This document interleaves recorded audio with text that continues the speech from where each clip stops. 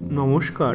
বাংলাদেশ সফরের বিভিন্ন জায়গা ঘুরতে ঘুরতে আজ এসে পৌঁছেছি মামার গ্রামের বাড়িতে। এই গ্রামের বাড়িটি কুল্লাগড় যে গ্রাম সেখানেই অবস্থিত। এটি নেত্রকোনা ডিস্ট্রিক্টের মধ্যে পড়ে এবং দুর্গাপুর উপজেলার অংশ। শান্ত স্নিগ্ধ এই গ্রাম কুল্লাগড়া। এখানেই মামার বাড়ি সুমা নিকেতন। সোজা প্রবেশদ্বার থেকে মামার বাড়ি দেখা যাচ্ছে। মামার বাড়ির বয়স খুব বেশি নয়, তাই গাছপালাও খুব বড় হয়নি, কিন্তু খুব গোছানো এই গাছপালা। এখানে ফলের বাগান, ফুলের বাগান দুটোই লক্ষ্য করা যাচ্ছে। যেদিকেই তাকাবেন সবুজ আর সবুজ, পাখির ডাক, শান্ত পরিবেশ। চারিদিকের যে আবহাওয়া সেটি শীতল। আমরা ডিসেম্বর মাসে গেছিলাম আর তার মধ্যে রোদের ঝলক এসে পড়েছে। মামার বাড়ির ওপরে টিন, দেওয়াল কংক্রিটের, কিন্তু ভেতরে ঢুকলে বোঝার উপায় নেই যে এটা টিনের বাড়ি। বাংলাদেশের ম্যাক্সিমাম বাড়ি, আশেপাশে যেসব বাড়ি আছে এই গ্রামের, সবই দেখলাম টিনের বাড়ি। খুব শান্ত পরিবেশ।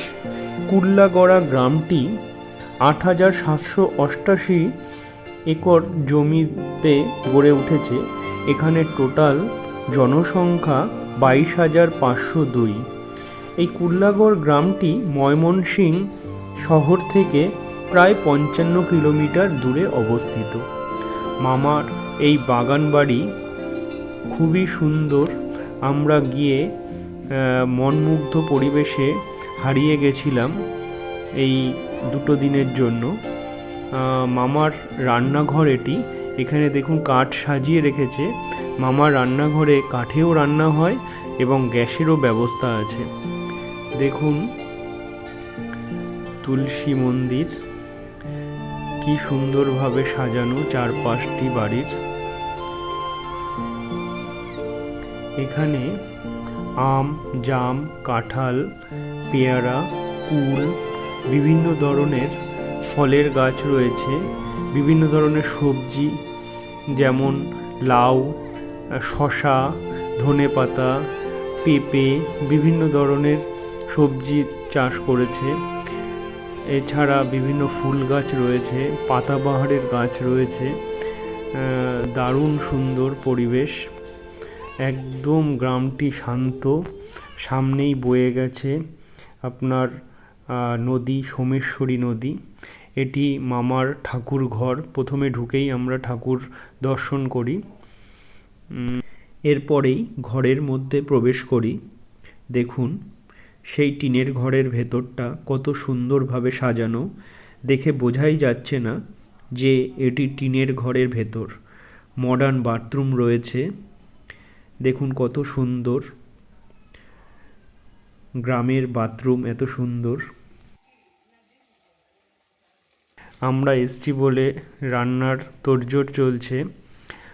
লাউ শাক, বিভিন্ন ধরনের মাছ, হাঁসের মাংস, মুরগির মাংসের আয়োজন করা হয়েছে। দেখুন কিভাবে এখানে নিপুণ হাতে পিঠে তৈরি হচ্ছে। পুলি পিঠে, চুষি পিঠে, বিভিন্ন ধরনের পাটিসাপটা, বিভিন্ন ধরনের পিঠের আয়োজন করা হয়েছিল। দেখুন এই পিঠেগুলো কি সুন্দরভাবে তৈরি করছে কাকিমারা। আপনাদের সাথে পিঠে বানানোর পদ্ধতি একটু শেয়ার করে নিচ্ছি। এটি বাংলাদেশের নিপুণ হাতে তৈরি পিঠে।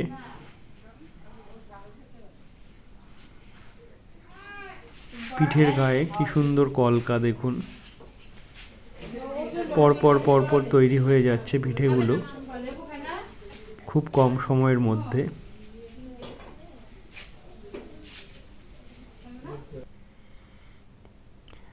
খাওয়ার প্রস্তুতি চলছে। এটাই মামার রান্নাঘর। মামা, মামি সবাই রয়েছে। আমরা সবাই মিলে, মাসি, মেসো, দাদা, তারপরে বোন, সবাই মিলেই এসছি এই কুল্লাগড়ে মামার বাড়িতে। মামার এটা বাগান বাড়ি, খুবই সুন্দর। আমার মেয়েও বাগান থেকে ফুল তুলে সেগুলো সাজাতে ব্যস্ত। এরপরেই গ্রামের মন্দির, এটা হচ্ছে রামকৃষ্ণ মঠ মন্দির। এটি এই কুল্লাগড় গ্রামেই অবস্থিত। এটি দর্শনে এসেছি। এখানে একটি অনাথ আশ্রমেও আছে, এটি বিবেকানন্দ অনাথ আশ্রম নামে পরিচিত।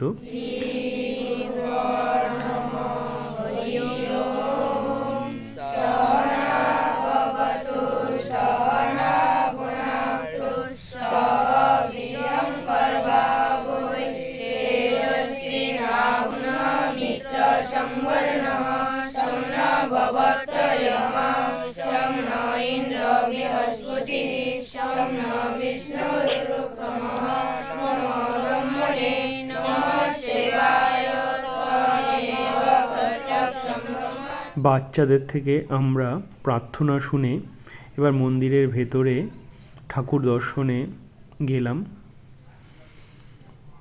এখানে আমাদের রামকৃষ্ণ মিশনের মতো এখানেও ঠিক একই। এরপর গেলাম গ্রামেরই লোকনাথ ব্রহ্মচারী মন্দিরে। এই মন্দিরটি একদম সোমেশ্বরী নদীর তীরে অবস্থিত। এই মন্দিরে গিয়ে আমরা ভোগ গ্রহণ করেছিলাম এবং মন্দিরের আশেপাশ ঘুরে দেখেছিলাম। এই মন্দিরে কীর্তন পালাগান হয়ে থাকে। দেখুন, মন্দিরটি অনেকটাই বড় এলাকা নিয়ে গড়ে উঠেছে। এই কুল্লাগড় গ্রামের অধিকাংশ জনসংখ্যাই হিন্দু। এখানে আমরা সব ভাই বোনরা মিলে বসে প্রসাদ গ্রহণ করেছিলাম। খুবই সুস্বাদু ছিল সেই প্রসাদ। সবাই আনন্দে মেতে উঠেছি মামার এই গ্রামে এসে। দেখুন, সোমেশ্বরী নদী থেকে জলের মাধ্যমে বালি তোলা হচ্ছে। এই ঘরটি নতুন করা হচ্ছে, মন্দিরেরই অংশ। মামা নিজের হাতে কাজে ব্যস্ত হয়ে উঠেছে। মামা এই মন্দিরের সাথে যুক্ত। মামা এই মন্দির সংস্কারে বিশেষ ভূমিকা পালন করছে। এটি সোমেশ্বরী নদী, যেটি মন্দিরের ঠিক পাশ দিয়ে বয়ে চলেছে। এখন জল নেই বিশেষ। আর দূরের ওই পাহাড়গুলি গারো পাহাড়ের অংশ, যেটি আমাদের ভারতের মেঘালয় রাজ্যের অন্তর্ভুক্ত।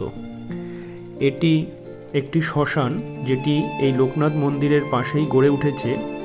এটি মামার দ্বারাই গড়ে উঠেছে বলতে পারেন। এই গ্রামে একটিও শ্মশান এর আগে ছিল না। মামার দ্বারাই এই শ্মশানটি এখানে গড়ে উঠেছে।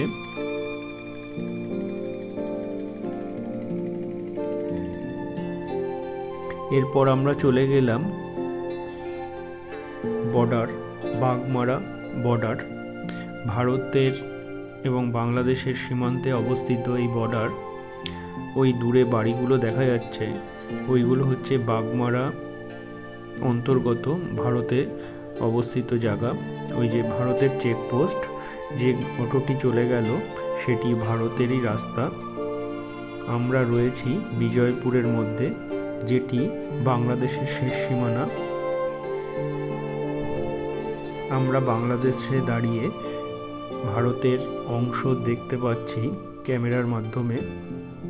এটি হচ্ছে বিজয়পুর সীমান্ত ফাঁড়ি, মানে একদম বাংলাদেশের শেষ সীমান্ত। এটা বাংলাদেশের চেকপোস্ট।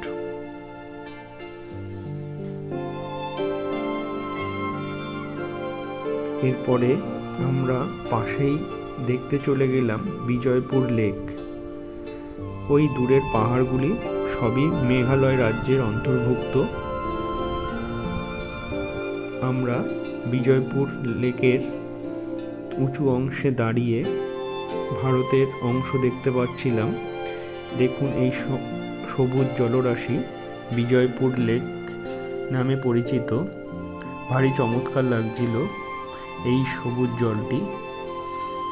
এই জায়গাটি সাধারণ মানুষের কাছে ওই অঞ্চলের চীনামাটির পাহাড় নামেও পরিচিত। আমরা সবাই ফটো তুলতে ব্যস্ত। এই ছোট ছোট টিলার উঠে আমরা আনন্দ উপভোগ করছিলাম। ভারী চমৎকার লাগছিল এই জায়গাটি। সবাই মিলে হেঁটে হেঁটে উঠছি। পাহাড়ে ওঠার মতো একটা অভিজ্ঞতা। পাহাড়ের মতো উঁচু নয়, কিন্তু ছোট ছোট টিলা, দারুণ সুন্দর জায়গা।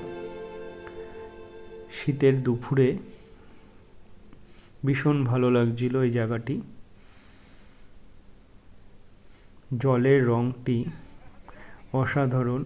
ওই দূরের পাহাড়গুলো হচ্ছে ভারতের মেঘালয় রাজ্যের অন্তর্ভুক্ত। খুব সুন্দর জায়গাটি। এইভাবেই শেষ করলাম কুল্লাগড়ের যে এপিসোড, সেটি দেখতে থাকুন, সঙ্গে থাকুন। নমস্কার।